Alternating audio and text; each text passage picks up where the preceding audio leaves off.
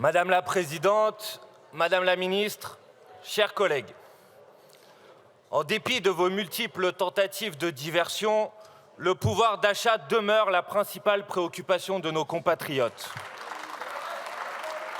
Qui peut dire ici, les yeux dans les yeux, qu'il ne rencontre pas chaque jour des Français en colère face à la hausse des prix au supermarché ou à la station-service? Comment pourrait-il en être autrement, alors que l'inflation s'est envolée depuis fin 2021 pour atteindre 6,2% en octobre 2022. Un tel niveau d'inflation n'avait pas été observé depuis les années 1980 en France.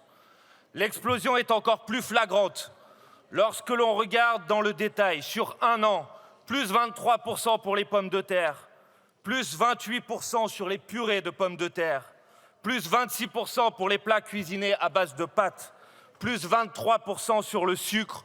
La liste est longue et la situation est insupportable pour nos concitoyens.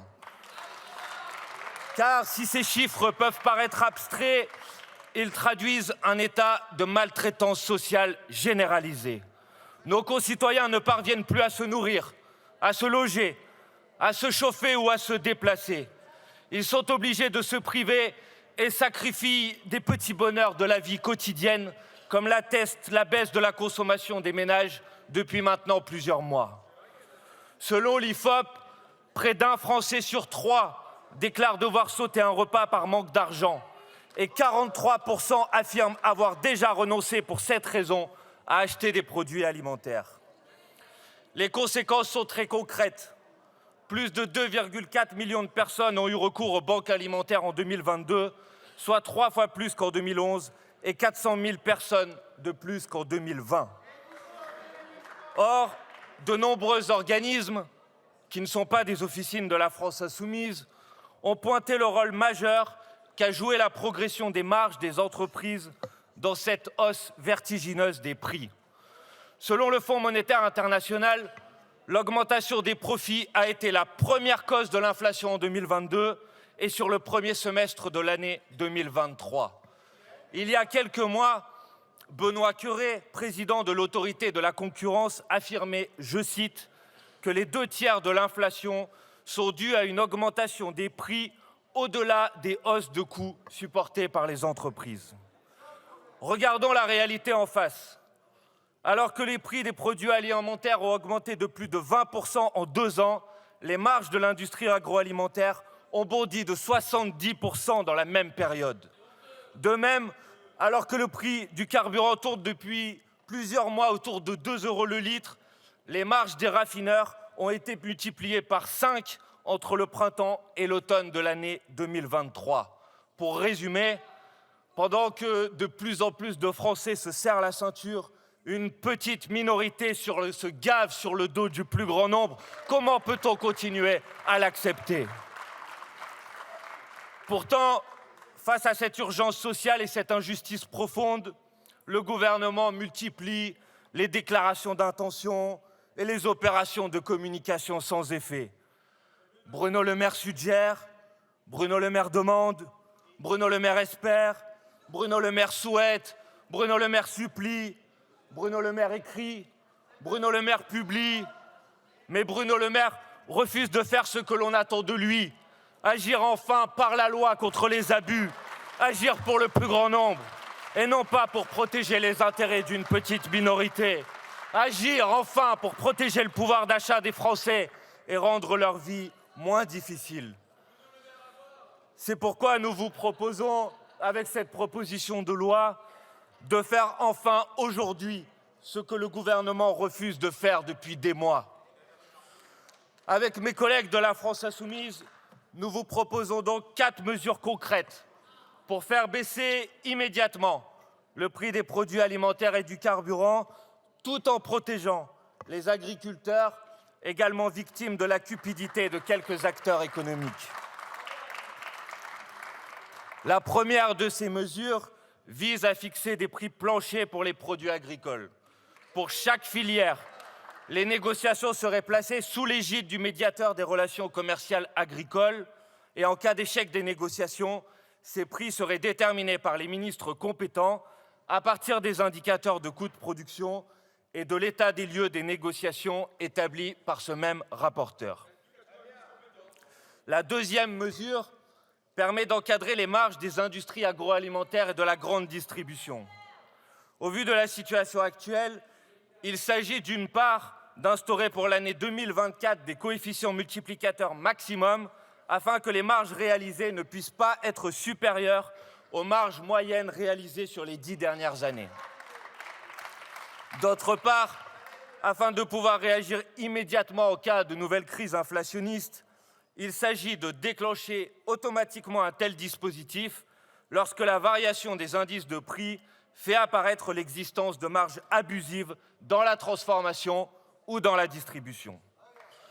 Bien sûr, et j'anticipe sans doute par là même des interventions qui seront faites dans la discussion, ces dispositifs ne concerneraient pas nos petites et moyennes entreprises ou nos épiceries pour se concentrer exclusivement sur les géants de l'agroalimentaire et de la grande distribution qui sont les véritables profiteurs de crise. La troisième mesure porte spécifiquement sur le prix de l'essence. Comme vous le savez, c'est un sujet de préoccupation extrêmement sensible pour nos concitoyens. Il s'agit d'instaurer ici également un coefficient multiplicateur pour éviter que la marge brute de raffinage n'atteigne des sommets sans commune mesure avec l'évolution du cours du pétrole. Il est temps enfin de puiser dans les profits de Total et des géants du pétrole pour agir, pour faire en sorte que les difficultés des Français soient moins importantes qu'aujourd'hui. La quatrième mesure, enfin, vise à renforcer les pouvoirs de l'Observatoire de formation des prix et des marges alimentaires. Celui-ci doit pouvoir disposer de véritables moyens d'enquête et de sanctions pour permettre une véritable transparence sur la formation des prix et sur les marges réalisées par les différents acteurs de la chaîne alimentaire. Preuve que nous sommes ouverts à la discussion, nous nous appuierons ici sur l'article 2 de la proposition de loi qui est adoptée en commission, qui est issue d'un amendement du groupe Les Républicains. Certains d'entre vous m'objecteront peut-être que l'inflation semble ralentir depuis quelques semaines. Je rappelle à ce sujet qu'un ralentissement de l'inflation ne signifie pas une baisse des prix. Les prix vont continuer à augmenter. Ils ne feront qu'augmenter moins rapidement. De plus, depuis l'été 2022, le ministre de l'Économie et des Finances n'a eu cesse de proclamer que, ça y est, nous avons atteint le pic de l'inflation. Nous étions censés l'avoir atteint en juin 2022, en juillet 2022, en août 2022, en janvier 2023, en février 2023, en mars 2023. De pic en pic, nous avons plutôt parcouru une chaîne de l'inflation qu'entamé une réelle descente. On nous pardonnera donc d'être circonspect sur les prévisions de Bruno Le Maire. C'est pourquoi notre proposition comprend, outre des mesures d'effet immédiat, des mécanismes pérennes qui permettront à l'avenir de répondre immédiatement et de manière efficace aux éventuelles poussées inflationnistes. Comme vous le voyez, chers collègues, cette proposition de loi se veut concrète et utile. Je vous invite donc à l'examiner pour ce qu'elle est, indépendamment de nos étiquettes politiques respectives. Je remercie d'ailleurs les députés qui, dans le cadre des travaux en commission, ont proposé des amendements pour améliorer ce texte. Car il s'agit tout simplement aujourd'hui d'apporter une réponse au problème de la vie chère et de mettre un terme à une situation d'injustice insupportable. Chers collègues, le 24 septembre dernier, le président de la République s'engageait à mettre en place, je cite, un accord sur la modération des marges dans tout le secteur alimentaire. Le lendemain, la Première ministre convoquait les acteurs de la filière du carburant pour, je cite, faire la transparence sur leurs marges et demander leur réduction. 2 jours plus tard, le 27 septembre, le ministre de l'Économie affirmait qu'il veillerait à ce que les marges réalisées dans l'alimentaire soient raisonnables. Il ajoutait, je cite, « C'est le rôle de l'État de garantir qu'il n'y a pas de profit qui soit excessif et que l'argent soit rendu aux consommateurs. » Mais depuis cette date, rien de concret n'a été fait.